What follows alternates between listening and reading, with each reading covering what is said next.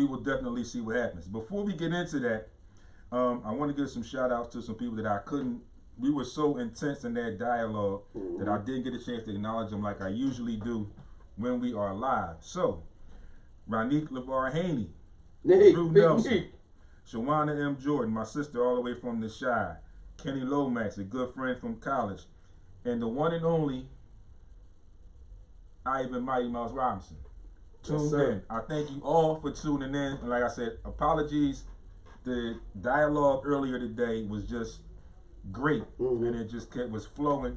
So I didn't acknowledge you all as I usually do when you chime in. But just know, I'm gonna hold the paper up. I am taking notes, so when I get to it, when I see you, I will acknowledge you. Even if I don't, if I have to acknowledge you in the comments when I post the video later on, whatever, I will go into the comments and acknowledge everybody that chimed in if I have to do it that way. But you will be recognized.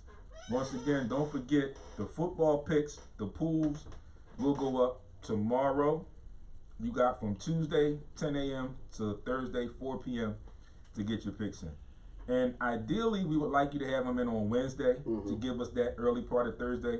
But we're going to give you till 4 o'clock. So you got 4 hours before kickoff, 4.5 hours before kickoff on Thursday to get those picks in. So we're going to go back a little. We touched on this a little bit in the opening, and we talked about a little bit how the game has changed as far as the NBA. And we got 2 series going on right now. We're into the conference finals. You got the Western Conference Finals, the Nuggets, the Lakers. Eastern Conference Finals, Boston Celtics, Miami Heat. So let's start with the Heat and the Celtics. And that's a great place to start, because the last segment we just talked about having a star missing, and does it matter to the team's progression? This particular series is sort of a perfect example, because Boston in games 1 and 2 held double-digit leads, but they lost the third quarters in both of those games. Ultimately opening the door, not slamming the window shut or the door shut on Miami. And Miami came back and won those 2 games. Ironically, late in game 3, Miami cut it to 5 with about 1.5 minutes, almost 2 minutes, somewhere around there.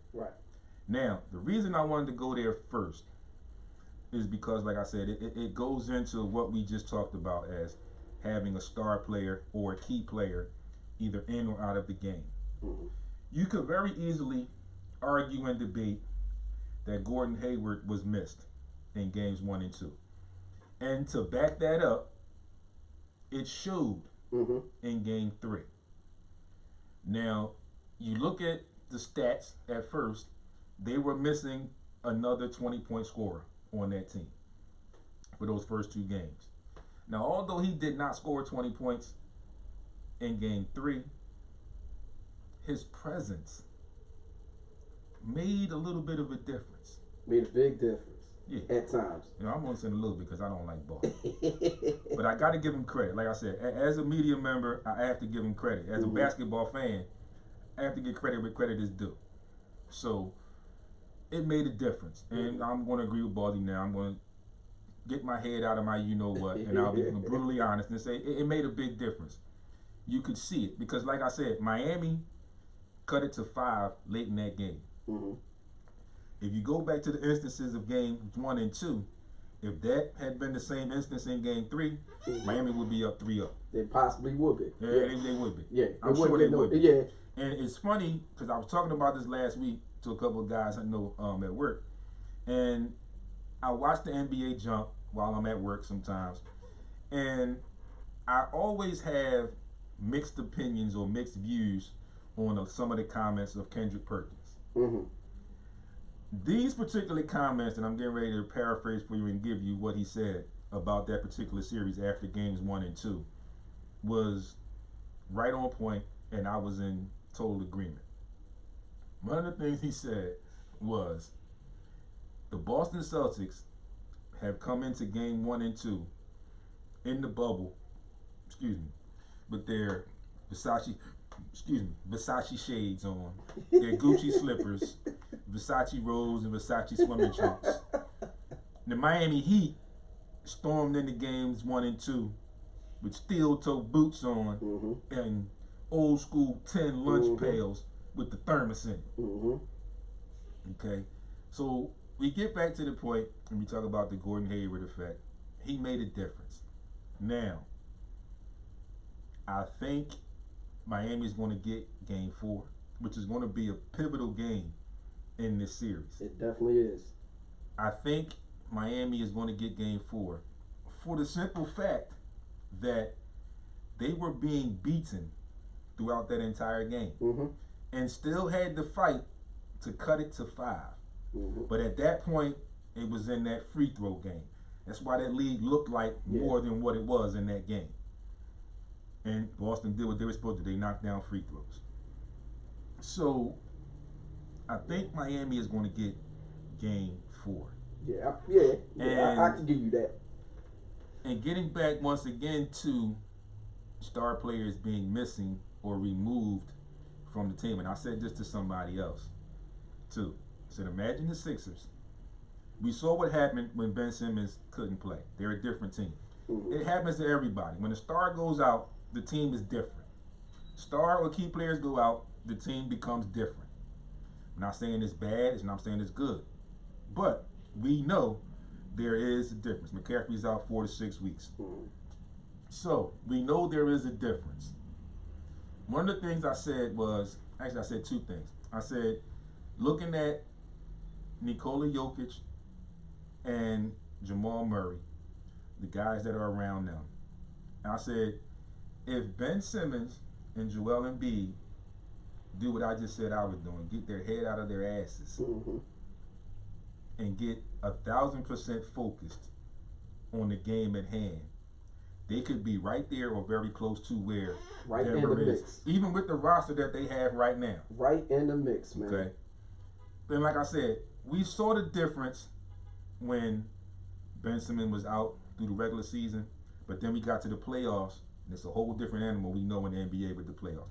One of the reasons why back when I talked about it when they went out, that in the playoffs, Shake just proved to me that he's not ready to be a starter in the NBA. No discredit to him. He's just not ready to be your main starter, your main guy at the point guard position. So Gordon Hayward coming back helped Boston a lot. They got a win. Played 30 a much minutes. needed win. Played 30 minutes. Played 30 minutes. Absolutely. So if he hadn't come back, like we just mentioned, there is a strong chance that the Miami Heat could be up 3-0. It's a very good chance that could have happened. Okay.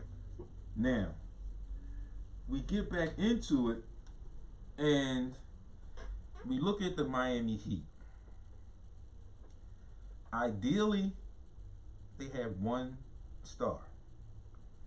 They have a few budding stars, as Bam Adebayo was an all-star this year for the first time. But their star is the one that we let get away. That's their star, Jimmy Butler. And going back to the Sixers before we get into their off-season stuff, I mentioned that I understood why they offered Tobias the max. I wasn't in agreement with it, but I understood the business side where you had both of those guys. One of those guys was already hinting that he wasn't returning. So ideally, coming from where you were, you couldn't let both of them leave. Right. You had to keep one of them, if not both of them. They went with the other side because that's what was presented to them at the time. So again, I didn't like the money, and I thought that Tobias would have been a good third person to go along with Joe and Ben. I also said some things to some people that I think Joe needs to be looking at Jokic and how he's played. Not right now, because the physical nature of the game and the veteran presence is getting under his skin right now. But throughout those first 2 rounds of the playoffs, the way he played, the way he performed, the key things: the passing out of the double team, the knowing when to shoot the threes. And I think that will help Joe along the way. And like I said, there's no discredit. I love Joe. He's one of my favorite players. I mean, shit, he's a top player. He's a top 8 player in the league right now. And we get to that point where at the end of the season, we talk about the Sixers, they fired the coach, whatever. Some guys said what they things about accountability. What I had been saying and Boyle had been saying for a long stretch before it got to that point. Jimmy Butler even mentioned it on JJ Redick's podcast before he left, the accountability issue. So they could be right there. And it's crazy because you was talking about Boston, and in that Boston Heat series, what stood out in that game 3, outside of Gordon Hayward, because I mean that changes up your defensive strategy. But one of the things that stood out too was they had 4 players that scored 20 or more points, where you got Miami had 2 guys. So you got Marcus Smart giving you a dub. You got a problem. Even if only if Jason Tatum gave you 25 or whatever, Jaylen Brown gave you 24, 22, whatever, you get Marcus Smart, give you a dub. Yep. That's a problem. Now, the only issue I have, other than just Sixers fan, Philly fan, and we just don't like Boston, period.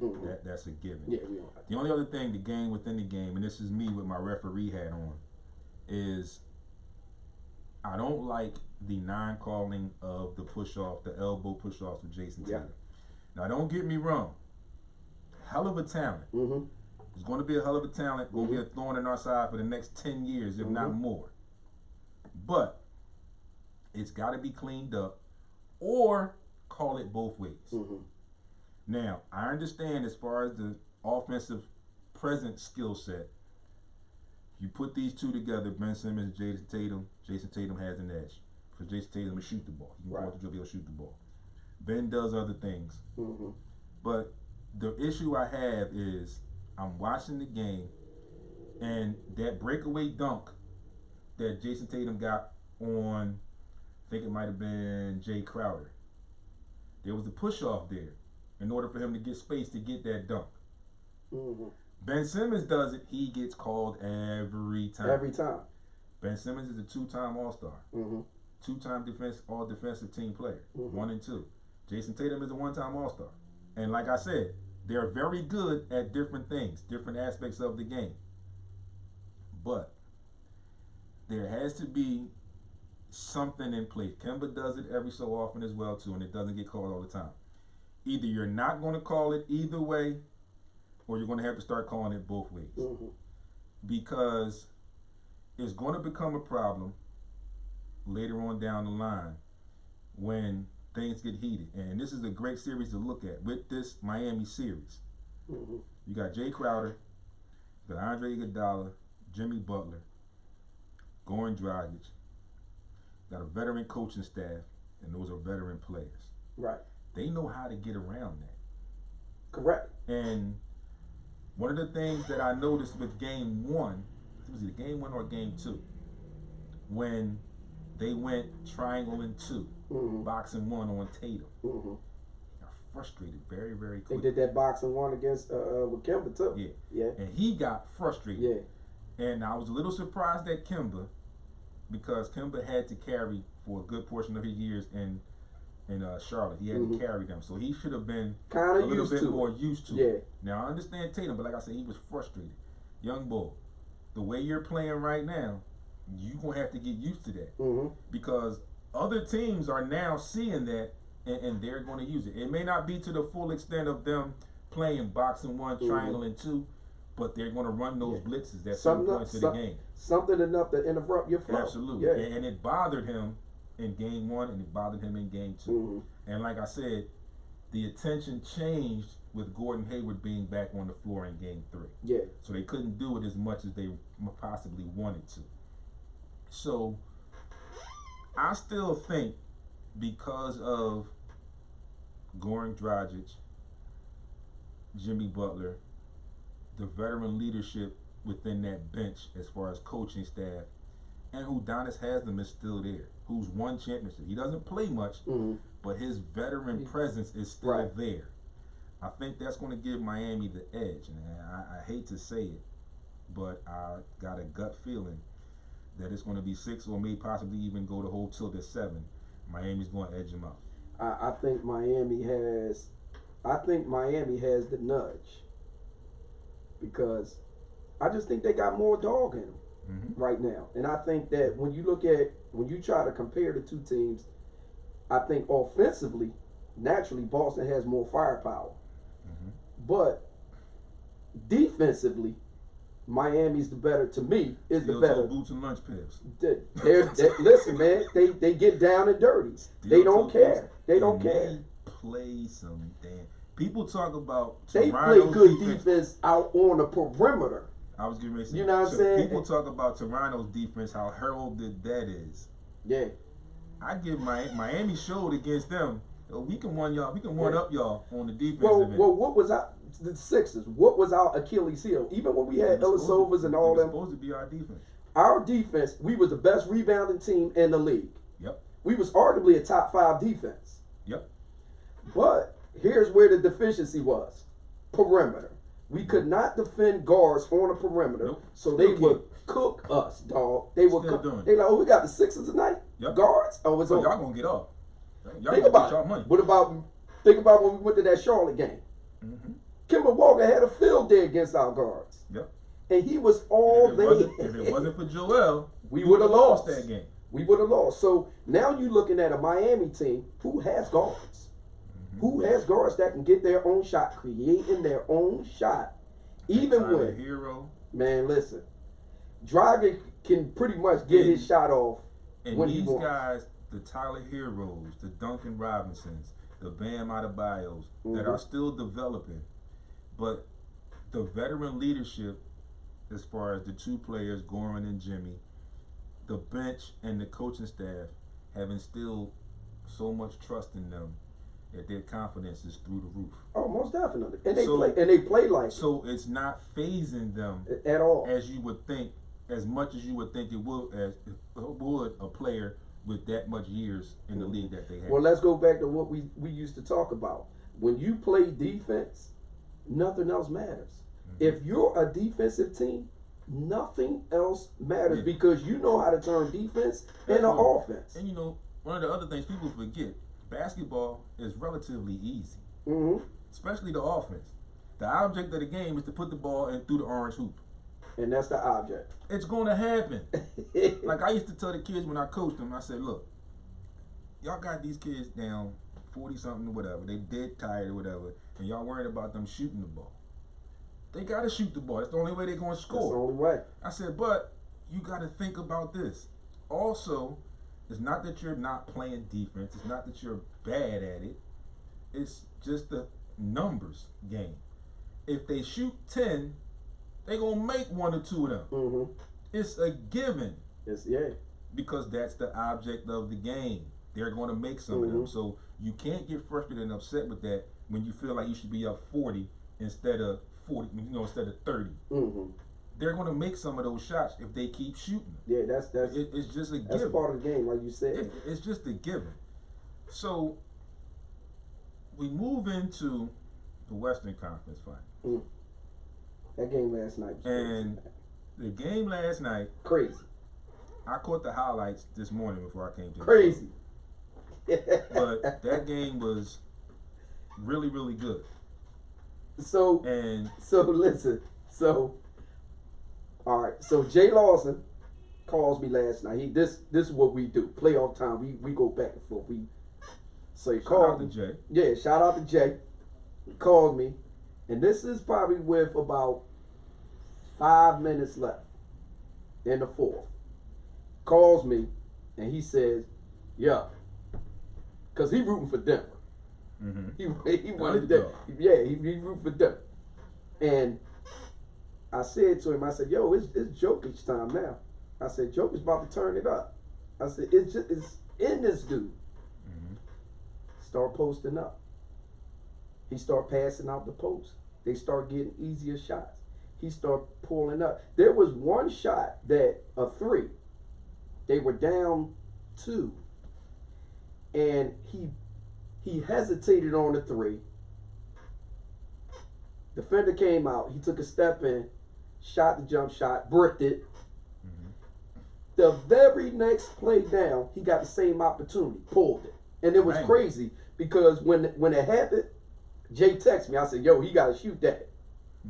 The very next play, he hits it, and now they up 1. So that it literally went back and forth for a little bit. Brian then shot an air ball. They get the ball back.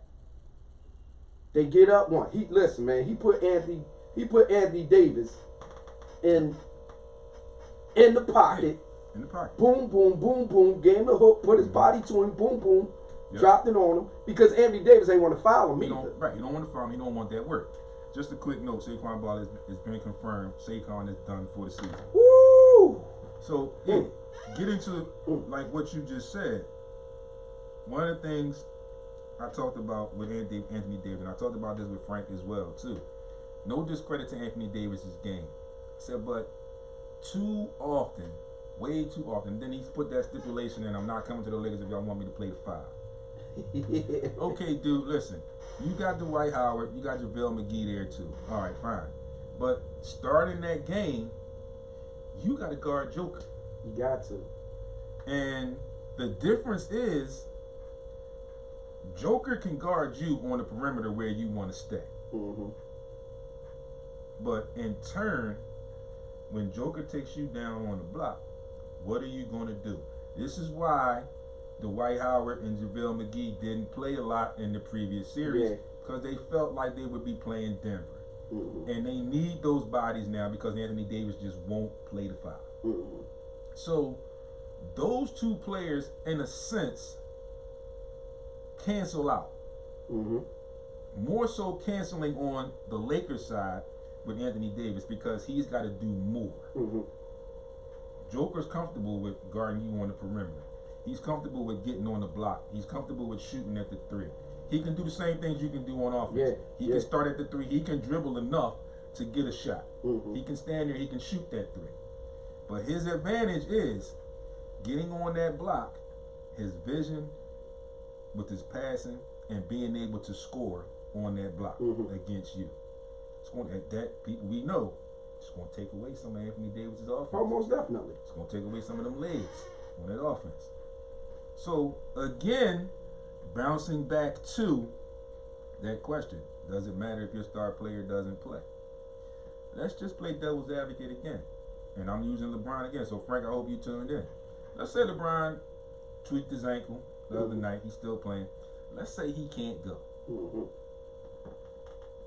And I understand you still got Rondo, who's playing out of his mind, playoff Rondo. True. Fine and well. But LeBron not playing slightly gives the advantage to the Nuggets. Yeah, definitely. Now, because they got those 2 stars, those 2 budding stars. And the difference will become, will Anthony Davis be able to lead? Although he can look over his shoulder and say, well, I ain't got to play too much. I got backup with Dwight and McGee. But what happens, LeBron doesn't play, Joker gets off early?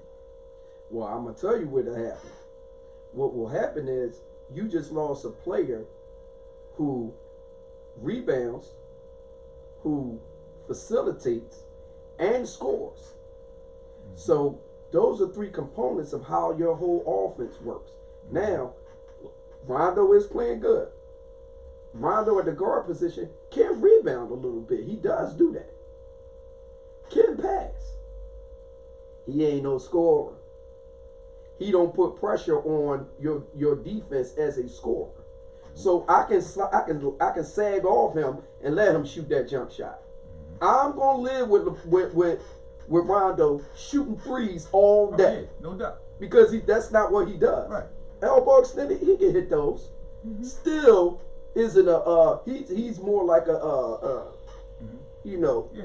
That's the jab. Yeah, that's what he is. You know what he's gonna do. Jab, but you can't let him get to the bucket. Right. That's the kick.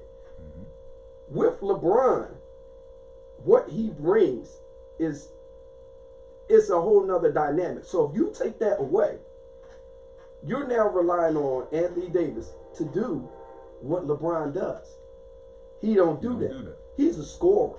Yes. That's what he can do. Does play defense, but if he got to live with having to stick, because what they're going to do is they're going to play that pick and roll, and that pick and roll is going to be to the side. Anthony Davis is on.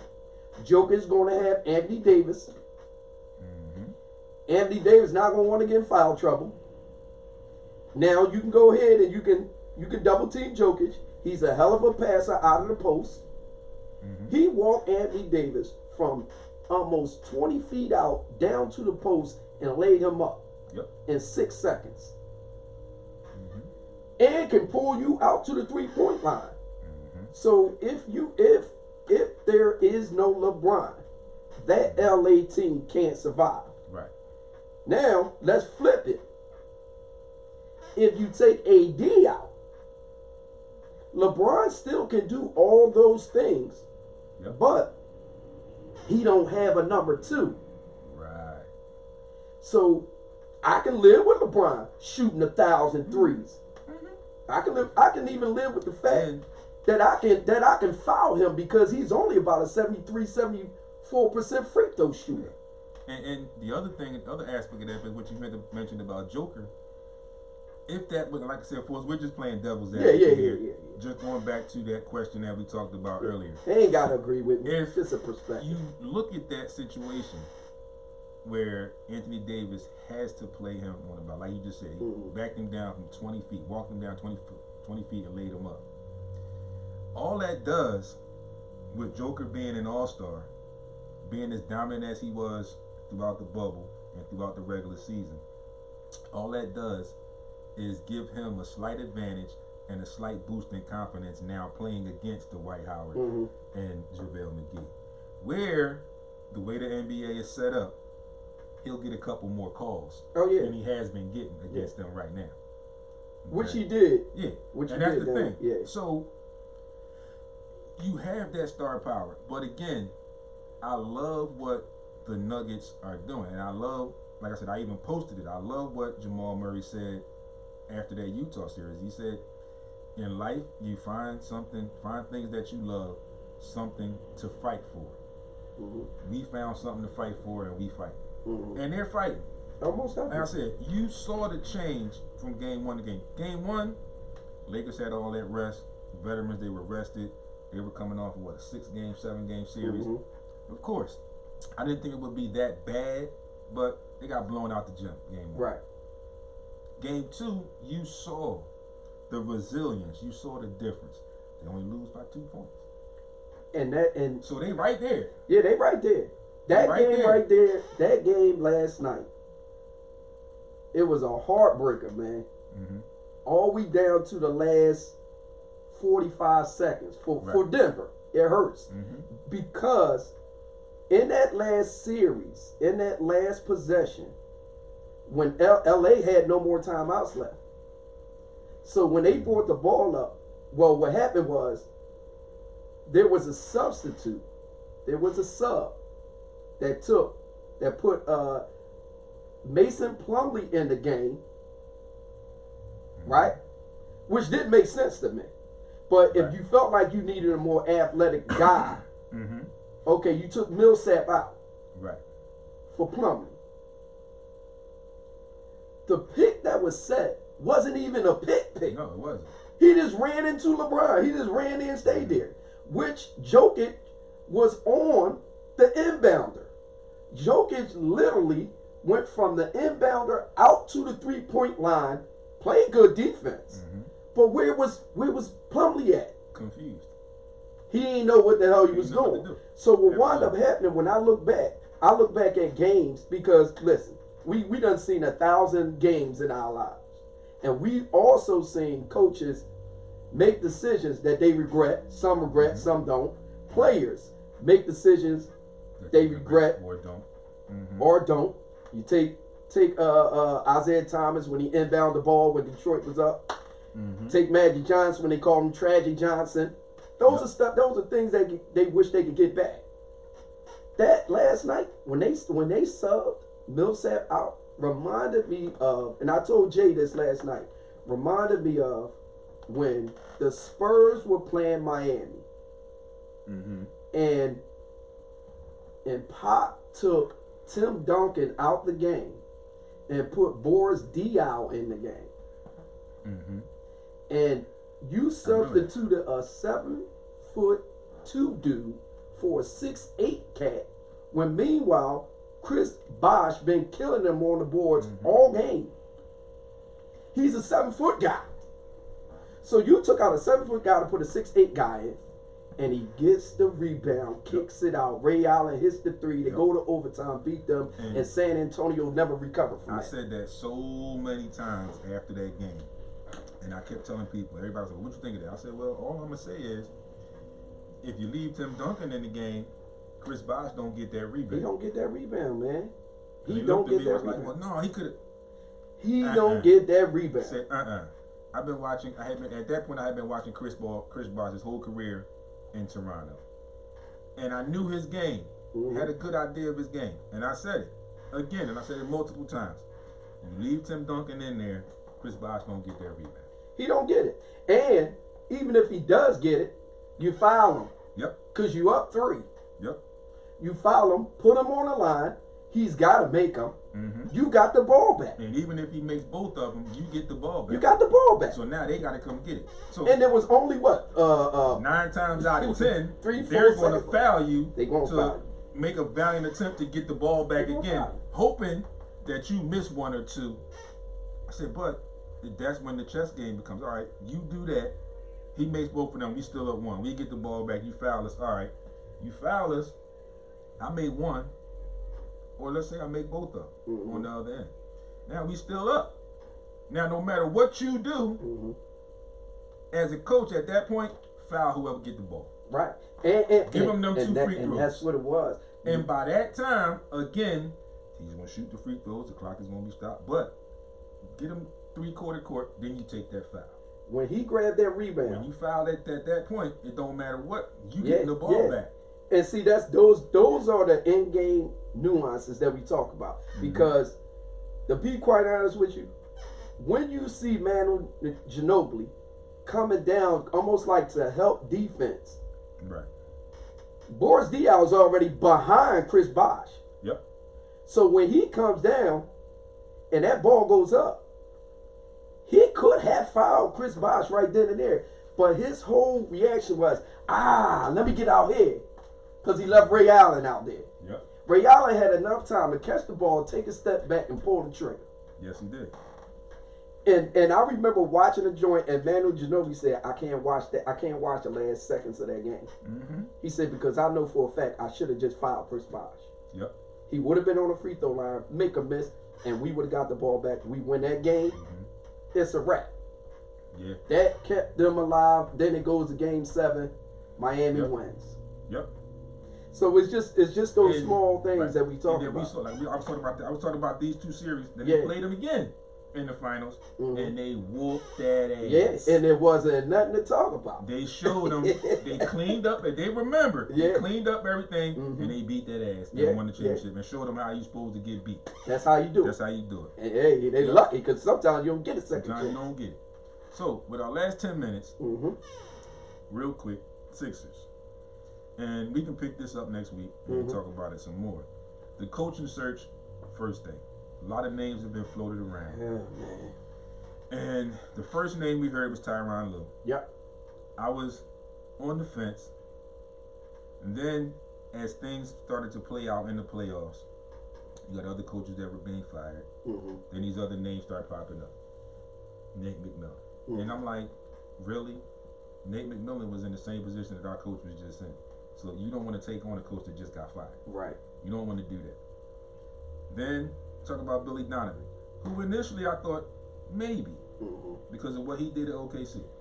But with them jointly deciding not to reinstitute the relationship tells me, and then they put it out there several days later, they're in a rebuild. Right.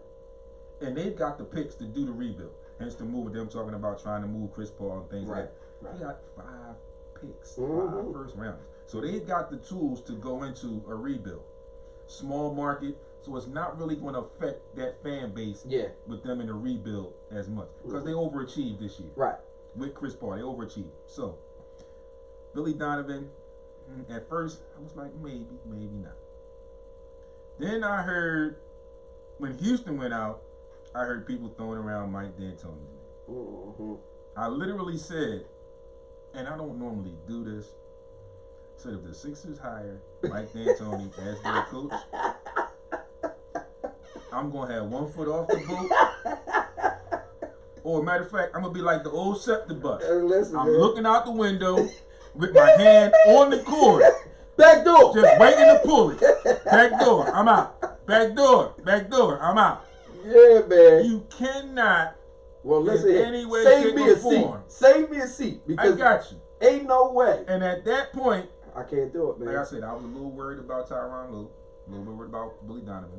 But at that point, when I heard Mike D'Antoni's name come up, Billy Donovan and Tyronn Lue looked a whole lot more better at that particular moment. Listen, man, we can't do the Mike D'Antoni thing. You don't have the roster for what he wants to do in the first place. We can't do it. And that shit ain't gonna work in the East. It's not gonna work in the East. It's not gonna work in the East. Oh man. Okay.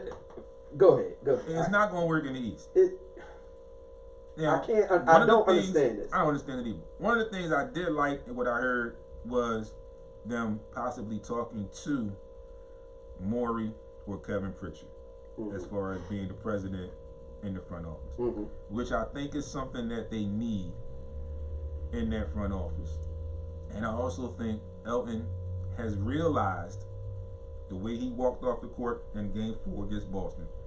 He realizes now that he has to put his foot down, as the GM. And I get the loyalty and everything that's within that organization, within that front office. But Elton Brand, as the GM, you have to put your foot down. One of the other things I mentioned to a couple of people, and I'll let you go chime in. People are saying the Sixers were in this position because of this, because of that. If you really think about it and you analyze it deeply, you can partly fault the NBA for this situation. And it goes all the way back to the process with Hinkie. They allowed it. Because they allowed it at first. Then when they saw Hinkie stockpiling the picks, then all of a sudden, what did the NBA do? They bring in Jerry Colangelo to say, nah, we can't have this. And what that was it was the threat to the NBA. Right. Where these guys are going to have all these picks. It may take them a while, but shit, they may have a super team via the draft. Yeah. And still be able to bring in some key veterans to go along with that because of the veteran, the rookie contracts and things of that nature. So the NBA did what they did. They stopped it when they wanted to stop it, as they do all the time. Same situation with the Chris Paul stoppage going to the Lakers. Yeah. Then they bring in Jerry Colangelo. And of course, the nepotism becomes he brings in his son. Right. Well, yeah, he brings in his son. Yeah. And we know how that played out. So I'm anxious to see how it goes. I'm anxious to see what happens with the coaching search and with the front office. But again, I think Elton Brand has to put his foot down. And people were saying, fire Elton Brand. You can't fire him yet. No, you can't. Because he brought you Jimmy Butler, even though Jimmy didn't stay. But he brought you Jimmy Butler. He brought you Tobias Harris. Now, he did make some bad moves this offseason with a couple contracts or whatever. But going into this current season, you were 3 to 4 bounces away from being in the Eastern Conference Finals. Yeah. And, I mean, like you said. Because if that shot misses, right, we beat them. We beat them. Right. So there wasn't really much that, I guess, there wasn't really much that we really needed to do. But there were some holes we need to fill. And like you said, if they miss that shot, right, we then go play. Yep. You know what I'm saying? And we cool. We cool. We back in the mix. So I still, and I respect the fact that Elton Brand said that he's not trading Joel Embiid or Ben Simmons. I need to compliment them better, which I think was a great idea. It's a great idea. I think those are the cornerstones of your franchise right now. But again, you need to have a coach in here, and it's that word again, accountability. Like the players even said it. You have to have somebody in here who is going to get on these guys in the mold of not so much, but partly like Pop. I mean, you look at Pop. There were times when Pop chastised Tim Duncan, Tony Parker. Speaking of him, one day looking at him as a possible coach. I don't like that and possibly, and not possibly, but at one point before we really got heavy into this load management, Pop sent them home. Yeah. And they were coming to play the Sixers, and he sent them home. You know, and these are my stars. Yeah. These are my guys. I mean, that's why the respect for Popovich is extremely high, because he didn't listen. He did not care if you was a starter. He will put your ass on the bench. Yeah. Set Tony Parker down like it wasn't nothing. Like it wasn't nothing. Here you go, young boy. Have a seat. You know what I mean? If you're not going to do what I tell you to do, sit it down. You know what I mean? And again, we talk about players and coaches having that respect. Yep. There's a certain amount of respect that certain coaches have. You know what I mean? And a lot of people want to play for Pop. Yep. But they don't fit the mold in what they're doing. You can't listen. I remember when it was two people that was free agents, and people kept saying, "Yo, if Carmelo go to man, you get out there with Pop." I said it'll never happen. One, this boy don't play ball. He don't play defense no more. So you gonna listen. It ain't gonna happen.